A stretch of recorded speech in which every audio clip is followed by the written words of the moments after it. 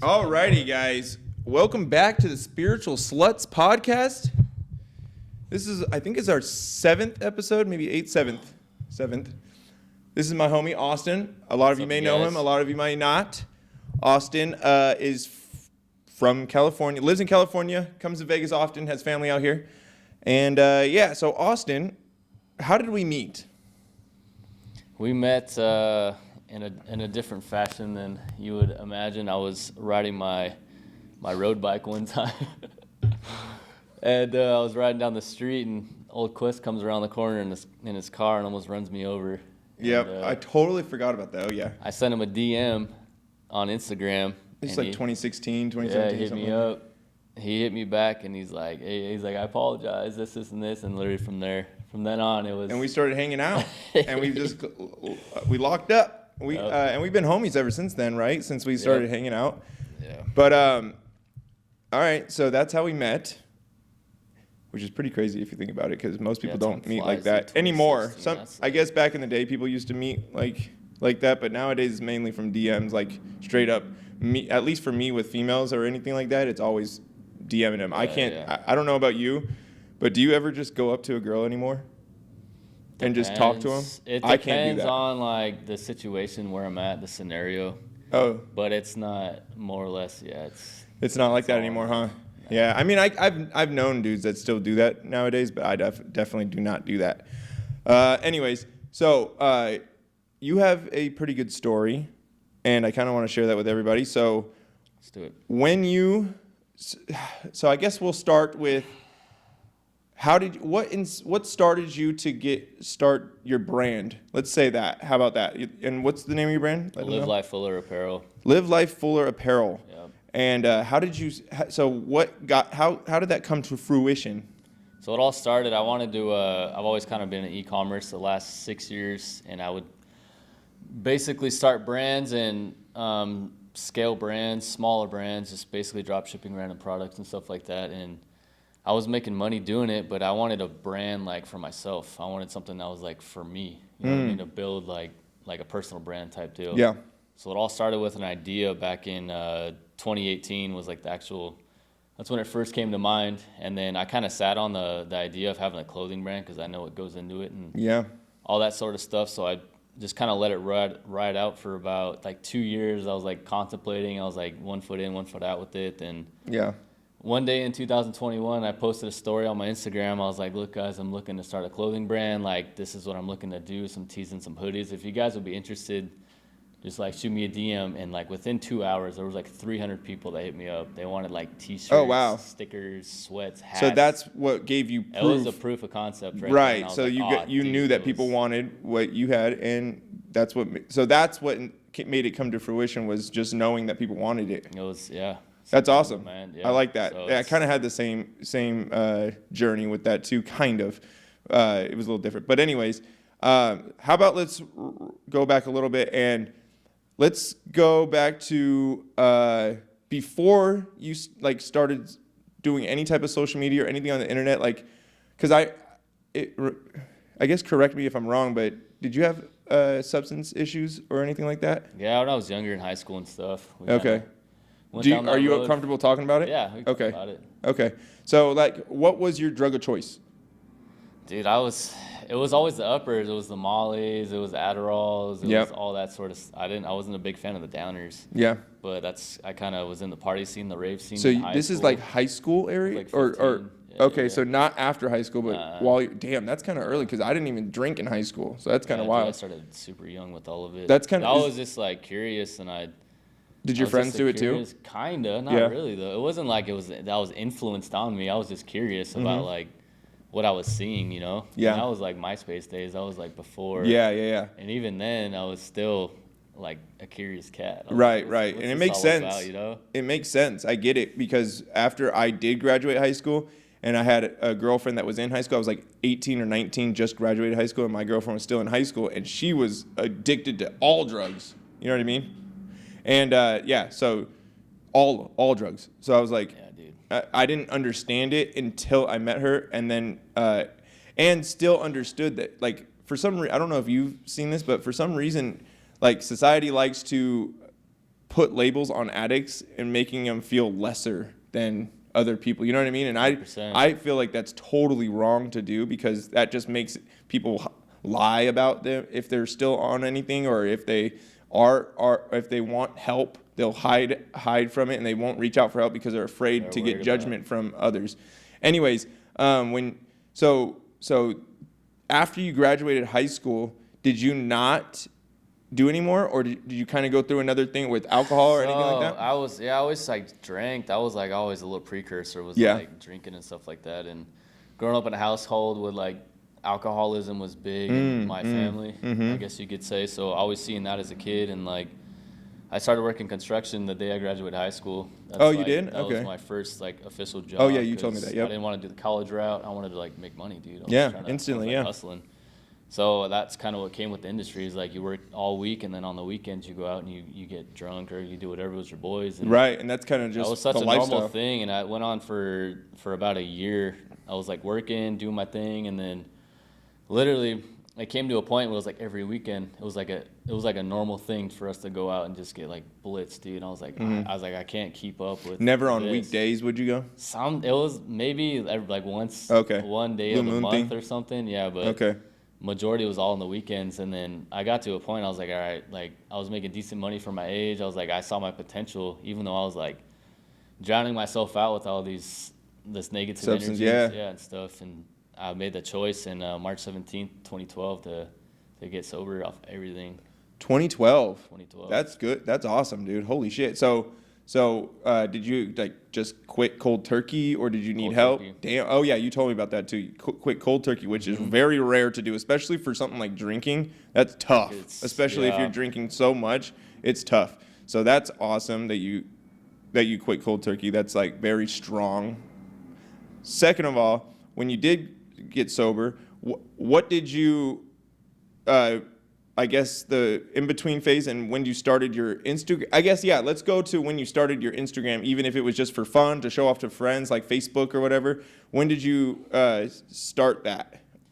So social media in general, just Instagram? I guess I'd say Facebook, Instagram. It was like Facebook was always the OG platform, then it went to MySpace, and then once MySpace was gone, like all the attention had to go somewhere. Instagram was the next. It was like Instagram then Vine. And what year do you think you made Instagram? 2012 or 2011 or 20. Whenever Instagram came out, that's when I made an account. Okay, so did you just start posting like for friends and family? Like, yeah, I didn't know. Me too. I was so caught up in my work lifestyle that I didn't understand the internet. Anything. At that Me neither. age. Even though technology, we were like still pretty woke with school and using computers for homework and stuff, but as far as social media, it was just like a foreign. I thought it was just like you. Are we the same age? 31. 32. Okay, so we're in the same area. So yeah, I get that 100%, because we were right on the cusp of like being too old boomers to not understand any of it, but we're still young enough to be like, we still like had that in our life when we were young. You know what I mean? So it was just brand new. It was literally just getting born. I was just posting, just be like, because I thought stuff was cool. Like I was like racing motocross and stuff, and like as a kid, so I'd like get cool photos of me. I thought it was cool because that was before like filters were a thing. It was just like you're editing with whatever I remember platform you have on your phone. Yeah. So I just posted up like, oh, that's cool. Like someone likes it. I was like, oh heck yeah, I got like 10 likes. I was like, what inspired you from that? Sorry, I didn't mean to interrupt you, but while you were just posting that motocross stuff and just posting stuff, what do you remember? What like was the thing that inspired you to do more with your platforms, or was it just kind of like happenstance, or did it happen gradually over time? I'm trying to think, dude. That was a long time ago. Or was it like a one post that you made that like went viral or got more attention than the others or something like that? Nothing ever went viral. It was just it was just seeing how other people utilize the platform and what I could do with it potentially. And I was like, oh damn, like. Same thing with going back to like substance abuse and stuff. I was like curious. Yeah. The same thing. I was like, oh, like, it just happened to work out for you. I was like, how'd they do that? How'd they make that look like that? We're using the same platform. Yeah. You know, and I was like, oh, and so it just kind of like obviously the updates gave you more access to different features, and I just started utilizing all that. Then videos rolled out. When the videos came out, I was like, oh, we're onto something here. Like, I would just post cool stuff that I liked, and then people started rocking with it. Okay. And it just slowly built over the years. So 2012 all the way to 2021 was the time that you were just curious and you're just like posting whatever, and then around like I'd say, I think I remember you in 2000, at least 18, that you were posting stuff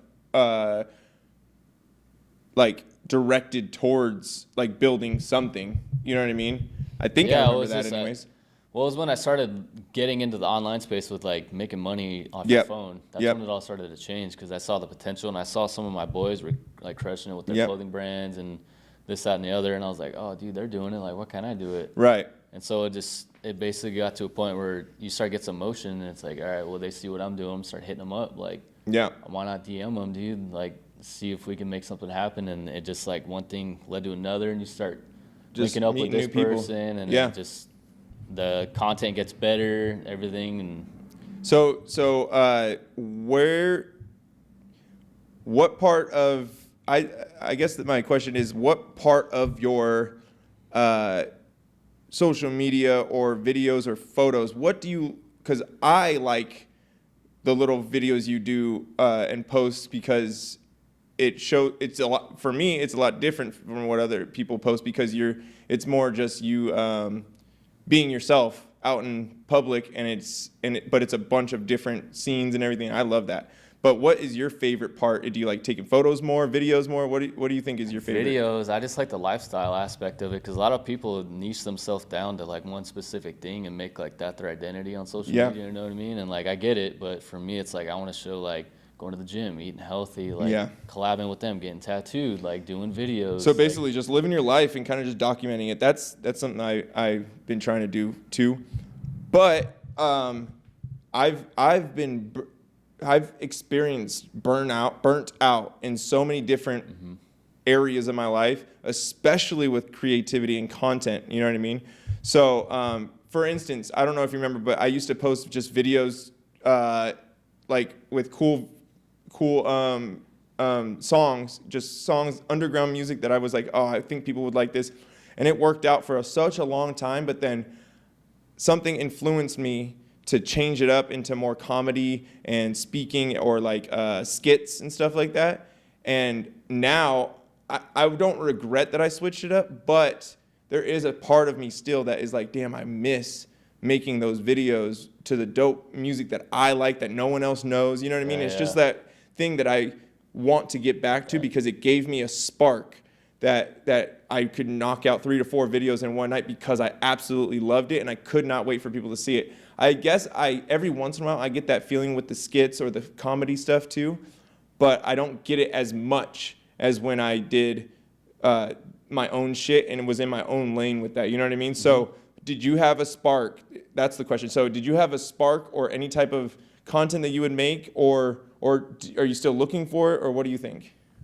Like I said, it all revolves around the lifestyle, because there's always something to be made with. There's always a new spark, because like there's always something new going on. So it's like if I go to the beach, like I live at the beach, I get some content. I'm like, oh, dude, I look forward. Like the day before, I'm like, all right, I'm gonna go down to Newport and I'm gonna film this shot at this exact location. I'm like, all right, I'm looking forward to like how I'm gonna set up my tripod. Yeah. And then it's just always like there's always something to look forward to, because it's always ever changing. It's not just like the gym and I'm just gonna do gym content, or like, all right, well, we're doing the same shot, we're going to the same gym. It's like, no, it's always something different. Yeah. So I actually really like that. I feel like literally me and you talking right now is kind of like a therapy, because like I literally needed to hear something like that, because like literally I was getting so burnt out from just, I wouldn't even say filming in different places, because that kind of seems like common sense, especially with how much me and you've done it. Yeah. But for some reason that common sense ain't sensing every time I'm everywhere. Like I'm like, I guess not. You know what I mean? But something that I've figured out that I kind of have a passion for, that I found a new spark, is streaming at like Target or like at Walmart or wherever, and it's like fun. I get that fun feeling again. So I've been wanting to try Twitch or something like that. And I know you stream too on TikTok. So do you think that, I don't know, I guess like streaming, I feel like that's a new spark that I feel a weird passion for, but it's not to the level of when I created those cool little slow-mo videos, or like a bunch of like videos for like clothing brands. But there's something there, there's some spark potential in the streaming platforms that I really want to dedicate myself towards. Do you feel the same way? Yeah, I mean, with streaming, that's a whole different kind of mindset though. Yeah. I don't really typically do, sometimes I'll do live streams where it's like I'm out in public like that, but Yeah. the majority of the time it's just sitting to the camera and it's, you know, just me and my own little element. So it just in my depends office. Yeah. what mood you're in, I guess, right? But yeah, I see what you're saying. How Yeah. it's like gives you a spark. It's just different strokes for different folks, you know, like what you might get a spark from, obviously it'll be different for me and vice versa. Right, because there is a lot of times, especially with how much I stream in my bedroom, it's that was the biggest burnout that I've ever had. I was like, nope, it just makes me like not a want to do robot. it anymore because I just do it so often Yeah, yeah. until I was like, you know what, Quest, you are a creative person. You don't have to do this like this. Yeah. It just felt like that was what I had to do because I saw everyone else doing it, and that's where I found the most success from streaming was just in my bedroom. Mm-hmm. But I make sure that when I'm like now, this is brand new for me, being like riding my bicycle, and I'll stream while riding my bicycle. I want to get like a new tripod for the freaking handlebars so I can, you know what I mean? That's where I found like, okay, I can do this, even if it's not successful, like gift wise or anything like that, or making money or subscriptions or anything like that.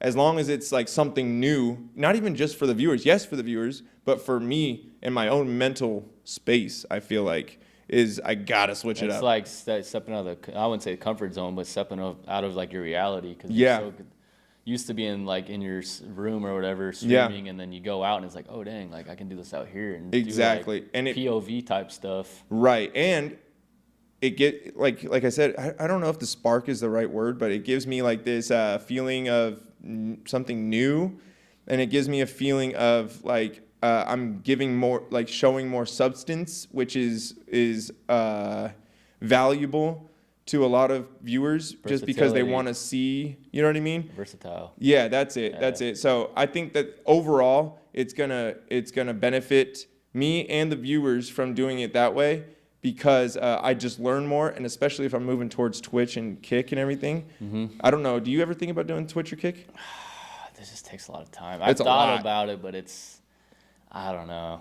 That maybe down the road at some point. Yeah, if it happens. It's not like that's a goal to be like, all right, I'm a Twitch streamer. Right. But if it ever went that way, yeah, then so be it. Yeah, sometimes stuff happens just naturally like that. Yeah. So, what was I gonna say? Okay, so 2021, your brand starts. We got to the 2012 to 2021. So your brand starts. How, I guess, what was the tactics and what did you love about it and what's the negative parts about? So let's start off with the positives. What was the positives about now that you've got your brand in 2021 and you got this momentum, this spark under you, this new thing, or not new, but it's like your thing, it's your baby. What's the positives and what do you love the most about having your own brand and promoting it as it's yours, it's your thing? The beginning was probably seeing like the potential that it could have when like people are going to the gym and they're wearing like a Live Life Fuller hoodie, or like a tank top. Yeah, like dude, they're posting that's it a good up, feeling, and they're in like people in Malaysia rocking Live Life Fuller in Europe, and you're like, dude, what the heck? Like people around the world, like that's a good feeling. That's mine. Yeah. It's like I'm getting chills right now. Right. It's like it's mine. You know what I mean? It's like seeing that like a potential of like what it could be, and then just being consistent with it and knowing if these multi-million-dollar brands or whatever it is are up there, why can't I do that too? Right. It's like, okay, it's just my turn, my So that stepping stone to learn. Yeah. You know, go through all like the failures because you gotta.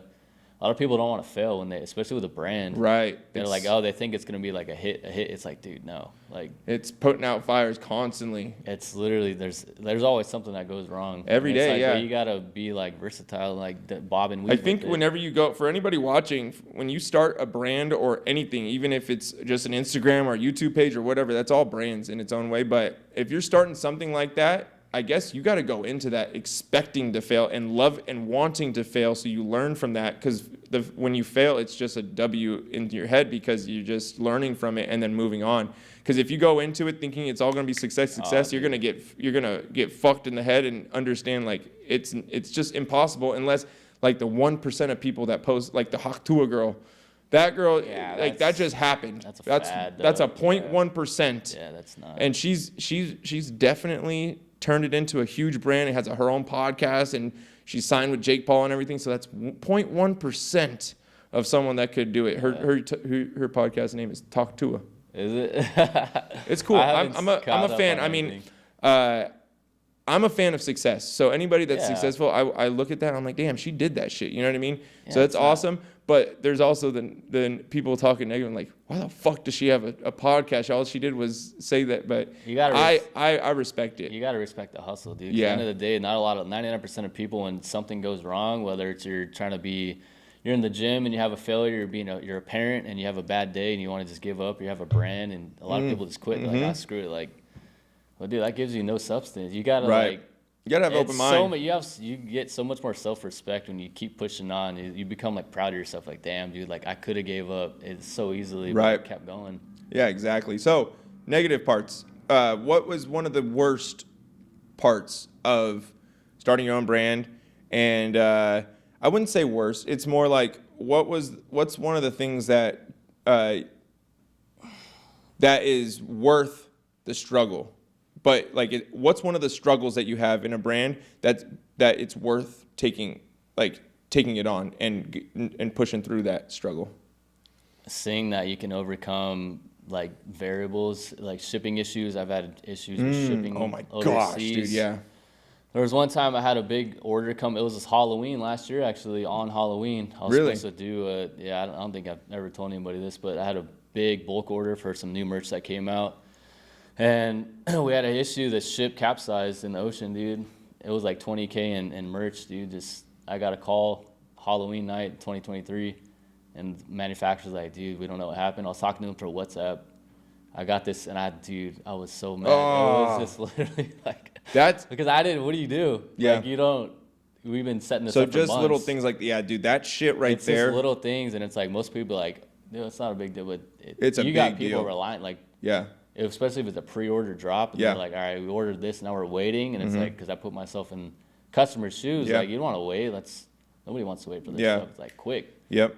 So stuff like that's like, That's a big deal, and it stresses you out, especially but if when you you care get about through it though, and it works out, and then you still like make the customers happy, and you hook them up with free shirts, like stickers or anything like that, and it's like, that's what makes it That's worth what's it. worth it. Yeah, that makes sense. Yeah. That right there, I felt that because it's happened to me so many times, and almost to the point that literally I'm like, fuck that, I'm not doing it anymore until I have someone that I can hire to do it for me. You know what I mean? So like, for instance, like with this podcast, me and Oscar, since me and Oscar has this machine that he has this whole business, and he has I think 15 employees. That I'm like, now I feel comfortable doing it to where I know that people's stuff will get fulfilled instead of like me just being me and by myself and sending everything out. And if something gets stopped, it's stopped, and then I get the stress, and then I'm like, oh fuck, I'm you know what I mean? It's just not the good feeling. But I 100% understand that. So we got the positives, we got the negatives. So now, where do you think the goal is for the brand? Like, is it like a Gymshark, or what do you think? A lot of people have asked me that because they're like, oh, you're trying to get into stores, and it's like, as of now, I'm just trying to keep it like a collective, just online, and whoever is a part of it is a part of it. Yeah. But because when you start branching out and you're going into stores and you lose control of quality. You're not in control. Like at a store, someone could come and steal a bunch of your merch, and just any little thing like that. And I guess as like a brand owner, you kind of have to expect stuff like that if you're looking to reach that next level. But as of now, I'm just slowly building and just trying to. So you're just staying in the moment. Be consistent and we have like a squad of people. You have like a cult fan base, yeah. Cult fan base. I like that. Instagram and TikTok. It's like, dude, we just had a Halloween drop. Limited edition tees, hoodies, crew necks, and then kids tees, and everything's sold out within 6 days. 6 days, holy shit, that's really good. We're gonna pop it up. Is that okay? We're gonna pop up photos of it. Hell yeah, that's sick, dude. I'm proud of you, man. That's fucking awesome. That was pretty cool. That was like my first ever. We had the website closed. It was password protected for like 6 3 days. weeks. That's wild. I've never ran advertisements from a brand. It's all been organic, no paid ads, anything like that. And for us to do like, I think we made like $4,000 in 2 minutes. Holy shit! My Shopify was just cha-ching, cha-ching, cha-ching. That's wild. I was like, dude. And you got it. I was like tearing up. Dude, I'm getting chills right now. Damn, dude. So do you think that? Let me think. So now I'm learning so much from you, by the way, and I've known you for a long time. But so when you're making these videos and streaming or just making content, do you do it like knowing that it's all in serendipity, or not the word. What's the word? The synchronicity of like building your brand, or do you just do it because it's fun, or all of the above, or what? You're saying as far as like Live Life Fuller? Like Yeah. The brand, the Or is it a total separate thing? It's just part of like the lifestyle. Like, Yeah. Cause it's part of Fuller's my last name. So Yeah. it's like integrated in like what I do. So if I'm like at the gym and I get a picture, I'm like, all right, I got my tee on. Yep. It's just part of I'm not pushing like just the brand. It's Makes like sense. the collective as Yeah. a whole. So that's what I've been trying to do Okay. the last couple of years with it. Okay, so now that we got that, that's a freaking awesome story, by the way. I'm so glad we did this. I'm so glad we did this. Now I want to talk about fitness. Yeah. What is your, first of all, we're going to talk about fitness because my biggest struggle with the fitness is I'm just skinny and it's hard for me to gain weight. And then I went through a phase that it was easy for me to gain weight, but the bad weight. Yeah, and now again, it's hard for me to gain. I'm back to the phase of it's hard for me to gain weight, but I'm getting this weird skinny fat right here. So what's your biggest struggles with the gym? Honestly, it's not like the weight or anything. It's just the consistency because a lot of people aren't consistent with it. They're like, oh, I want to be in shape this week. And the next week they're eating takeout and they're having late night snacks and they totally fall off. And it's like fitness has, like for me to get to like the goals I'm trying to reach with it is just you have to incorporate it in your life. Like it has to be a daily thing. It has to be like your daily process. Like it has to. Yeah. Like just going to the gym's not, you got to have the diet. You got to eat like decently well. It's just all. Like it's like a lifestyle. Integrated, yeah. So it has to be. I heard this thing on Joe Rogan's podcast actually talking about how if you want to go consistently to the gym, you have to figure out a way to turn it into a flow state. We talked about flow state before. Mm-hmm. So like if you're at the gym and it's just difficult enough to not be, and it's not too easy. So it's because if you do something too easy, it gets boring. If it's too tough, you get anxiety from not being able to do whatever. So it has to be just enough challenge to give you a good challenge, give you a good struggle, and then not easy enough. And then it's obviously productive because you're working out. And then the music and everything, it makes you have fun. Like if you're having fun and it's something that you want, you're listening to something you want to, that helps you. There's literally a flow state chart that I'm trying to do with my fingers, but it's not doing it. But so challenge, not too easy, and then this is the something that you're having fun with, which is usually music for people. But my sister would read books while she was riding a bike or something like that. So I think that's like the secret for somebody that already isn't going to the gym consistently. If you want to go to the gym consistently, all you got to do is figure out your flow state and get into a flow state every time you get into the gym. So that way there's something inside of you naturally pulling you to the gym because you want to go instead of thinking about, I don't want to go because it's too hard. Make it to where it's not too hard, but not too easy, and just get in that flow state. You know what I mean? Yeah, I think what a lot of people suffer with, though, when they're trying to get into the gym is they don't have a goal set in their mind. They're just going to go. It's like, I see it a lot of times. That's why people like fall off. Like I'm going to the gym, and it's like, well, they're doing workouts that are counteracting the goals that they have in their mind. You know what I mean? So like, I'm going to fall off. If Makes you go sense. in, you're like, this is what I'm trying to do. I'm trying to get the beach body, or I'm trying to get the ab, whatever. Like you have to have the goal. Even if their goal is to just be healthy, but they have to have that goal. Yeah, you know what I mean? Thing. Just you're right. The goal. It doesn't. That's literally like that's a gem right there, because most people don't do that. They just go in blind, and they just don't understand. They get nervous. They get in the gym. They don't know, like, all right, this machine's, what's that do? Like, I don't want to go over there. They're like watching me. I don't want to be weird, and you know what I mean? Yeah. So it's like. Do you think that's have you ever had that problem of worrying about if too many people were like staring, or like you self-conscious, or do you know anybody that you went to the gym with that is too self-conscious about all the people? time. Before I was like, before I was centered with myself and understood like my triggers and stuff like that, and grew up and matured, of course, especially in high school.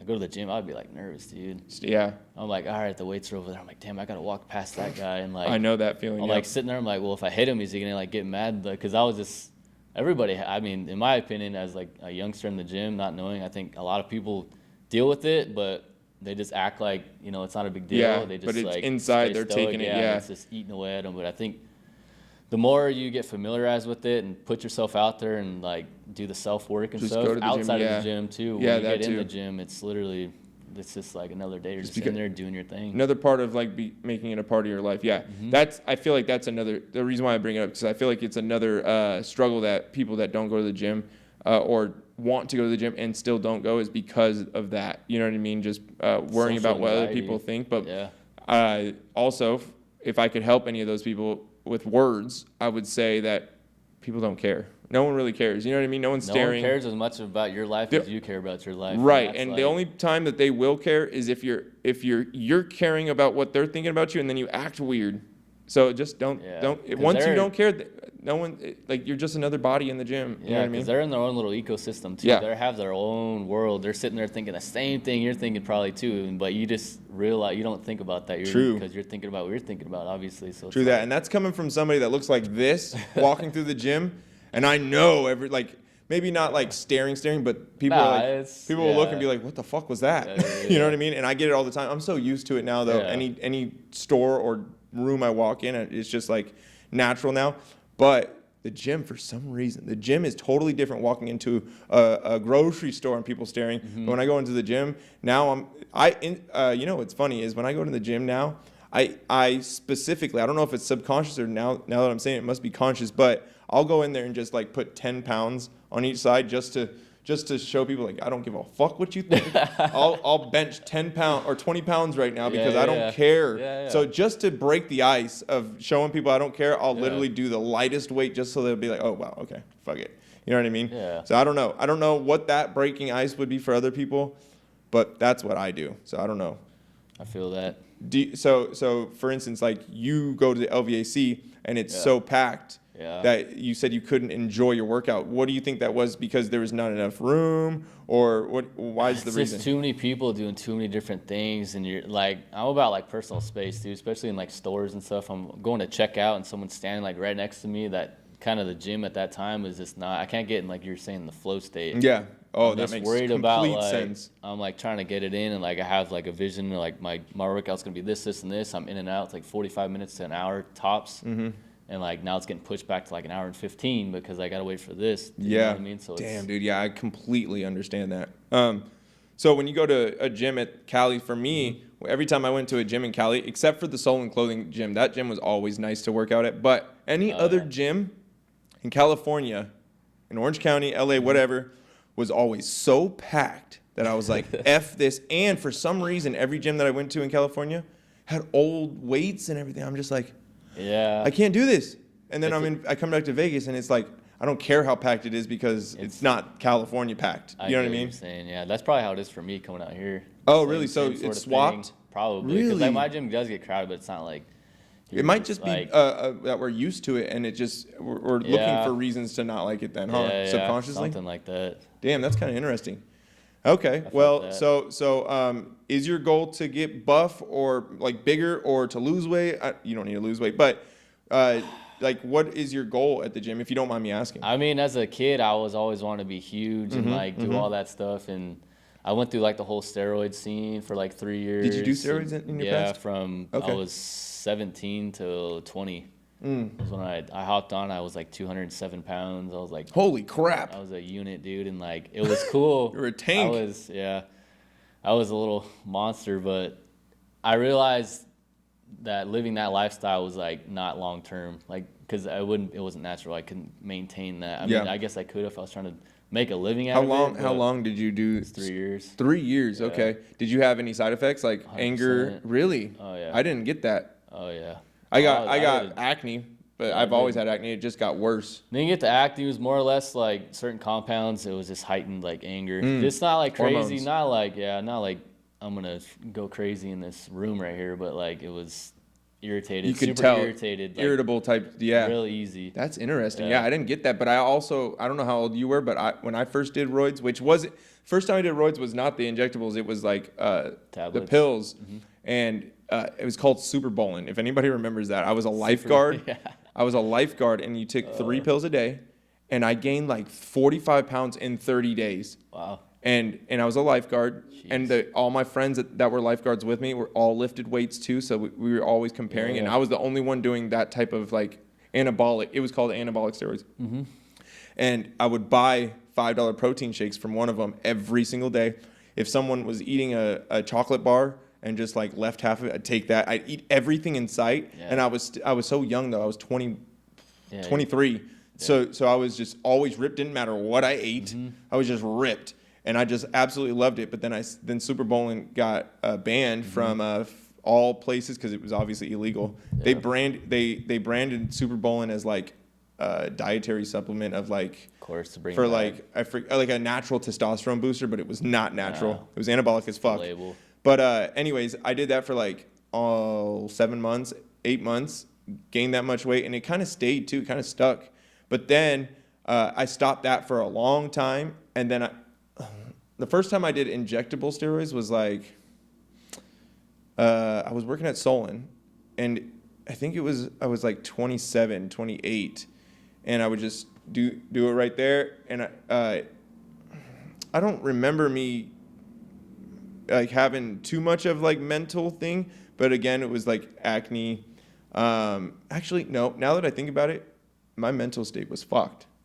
Yeah, especially because that might be the reason why. And you're not supposed to drink on steroids, right? No, it's really hard on your liver. Yeah, so I remember the reason, like it fucked with my emotions so much that I was an alcoholic because I just didn't know how to deal with it. So my liver's probably fricked from that. And yeah, so all that. So do you think that influencers like what's his name, Liver King, right? Mm-hmm. Is that his name? Any other influencers that do steroids, do you think that they should be like upfront about their steroids use, or do you think that it doesn't matter and they can do what they want and just like tell people that they're natural, or not tell people that they're natural and just don't say anything but just still show off? Because yeah, go ahead. So there's a little bit of a gray area with that, especially if it's like a sponsored athlete, because they have deals with brands, so technically they can't really say if it might be in the contract. It'll be a breach of contract. So a lot of times the people that you guys see on like Instagram, Facebook, YouTube that are on gear and they're not claiming it is because they have brand deals that are like, dude, you're done. Like there's a clause in the contract. So a lot of times like people don't think about that, like, oh, he doesn't come clean. And it's like, well, there's a whole business to it. It's not just like them. Usually the high, like Liver King, they're all sponsored athletes. Yeah. It's like it's bigger than what most people think. Let me make sure that's still up. Still going. Good, we're good. All right. Just hit play on that real quick. The phone. Just hit. Oh yeah. It's on just so we can get a quick little clip. Okay. It's on auto. Timer? It should be on hands free, I think.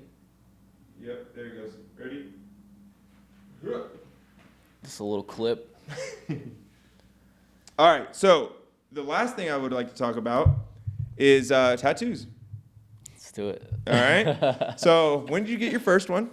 First one, I was 15 years old. I was a sophomore in high school. I got my last name across my upper back. Big, huge piece. That's a classic. That was my favorite. It's still probably like one of my favorites. Really interesting. Yeah. Okay. So I guess I'm just gonna ask what people ask me. Who or what like inspired you to get your tattoos? So it was back in the days of West Coast Choppers with Jesse, with Jesse James, and I remember seeing him, and he was working on bikes, and he had the slick back hair and the tattoos. And I remember I'd watch the show as a kid, and I'd go and I'd get the little Bic pen, and I'd write in pen on my arm like little tattoos, and I'd hang out the window. I thought I was so cool. That's interesting. I didn't know this about you. I'd sit out there to like draw these stupid little. I was like 8 years old, 9 years old. I didn't know this about you. I never asked that. Yeah. Wow. So what's his name again? The what? The guy's name? Jesse James. Jesse James, okay. Yeah. Wow, that's interesting. Okay. Because you were into the bikes and everything and motocross and stuff. So I was like, I thought that was the coolest thing ever. And he wasn't like heavily tattooed, but I remember he had this palm tattoo and it said, "Pay up, sucker," on his hand.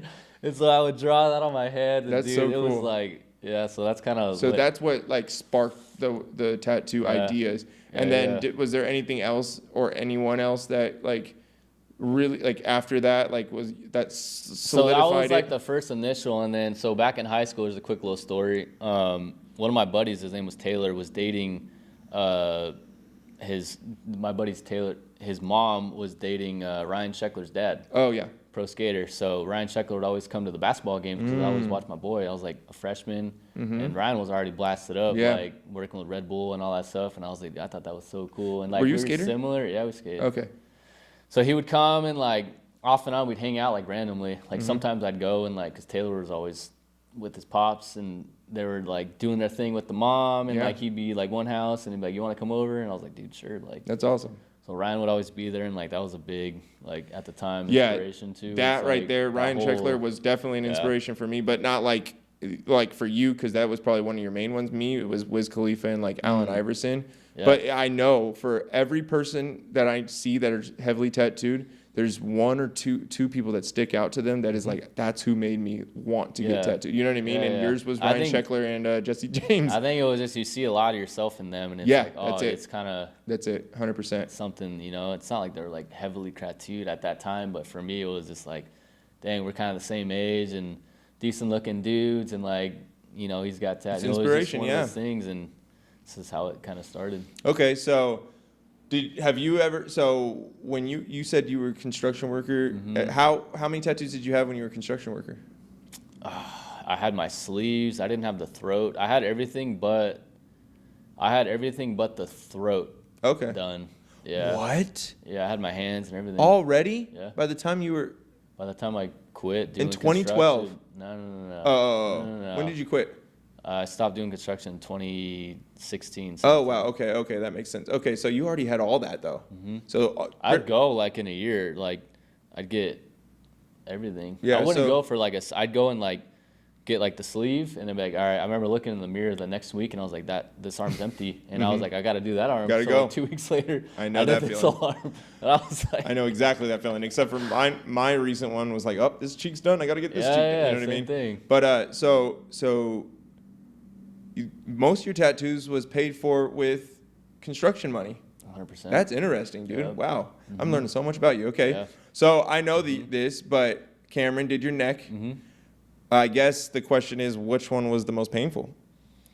Which one was the most painful? I would probably say, out of all of them, I'll give you a top three. I would say the fingers, the fingertips, or like the thumbs right here on the bones. That was pretty spicy. The ribs are not fun, and then probably the jawline. Yep, I remember that. Jawline was oof. So, do you have any like plans on getting anything like in your hair, like head tattoos? I'm or not gonna anything do like the that? face or the head, nothing like that. Nothing I might like that. bring up do some like stuff up into the back of the head a little more. That'd be cool. Yeah. But other than that, I don't foresee That'd be anything cool. like that. So obviously now that your brands took off and everything, you're not worried about any employment or anything like that. That's the thing too, is when I got my throat done, the owner of the shop was like, dude, like he's like, what do you do? Because I was getting it done. I went 3 days in a row to do my whole neck. Yep. You remember? Yeah, I remember. You were there, and the owner of the shop was there, and his name's Gio, and he's like, what do you do for a living? I was like, I do e-commerce. He was like, I was gonna say, dude. He's like, you're not getting no job. Yeah, I was like, totally done. Nah, it's not a thing anymore, man. Yeah, like, you're right. Okay, so other than job, were you worried about like maybe your family's opinions or public opinions or anything? You weren't worried that about part that? when I got the throat done was like a big shift, because obviously you get looks when you have like sleeves and your hands done. No matter if you neck wear is like a totally different. when you Let get them the know. neck done, dude. Oh yeah, it's a game changer. It's a whole different. You're a different person. It's like it's pretty normalized now, but still, dude. I mean, I'll go and there'll be people will come up and be like, "Yo, you like a tattoo artist?" I get a lot of times they've been asking me if I'm a model now. Yeah. Like, you model for this? I was like, Yeah, because you're tall too. How tall are you? 6'1". Yeah, so it's, you definitely have the tall, lanky, tattooed model style, and so you're probably getting stopped everywhere. Like literally today, I think before even noon, I got 3 "Are you a tattoo artist?" in 3 different stores. That's how it's it like is. everywhere. But okay, so what are some other more like popular? This will be the last one. So what is the most popular questions people ask you about tattoos? About them? Yeah. They'll ask if it hurt. I get that all the time. If it hurts, yeah, that's just one of them. That's like the most normal one. They'll ask me if I'm a tattoo artist. Yeah. A lot of times I get am I in a band? I get that one a lot too. Like, are you in a band? Are you a musician? Oh, that's interesting. I never get that one. I get that one all the time too. That's why. Oh, I guess you kind of look like you'd be in a band, though. I'd probably say that's like the most about tattoos. That's what I get asked most often. Oh, that's cool. All right. Well, all right, guys. We did. That was about an hour and a half. I've learned this. So when you want to end a podcast, you just end it quick. So let everybody know where they can find you, Instagram, everything. All right, you can find me on Instagram, Austin Fuller Fitness. If verified account. Find me on TikTok, the Austin Fuller. Those are my 2 main platforms. Probably link it down below. Yeah, we're linking it down below. All right. Cut. All right. So can you just help me do a sponsor? We're just sponsoring the pod place. All I need you to say, this is going to be a quick skit, Oscar or whoever's editing it, maybe me. I just need you to say, damn, I landed in Vegas and I have nowhere to film my podcast. Just say that. Dang, good. I landed in Vegas and I have nowhere to film my podcast. Well, come right here. We're right next to the airport in Vegas, the pod place. Yep. Right here. Message pod place on Instagram. We'll get you locked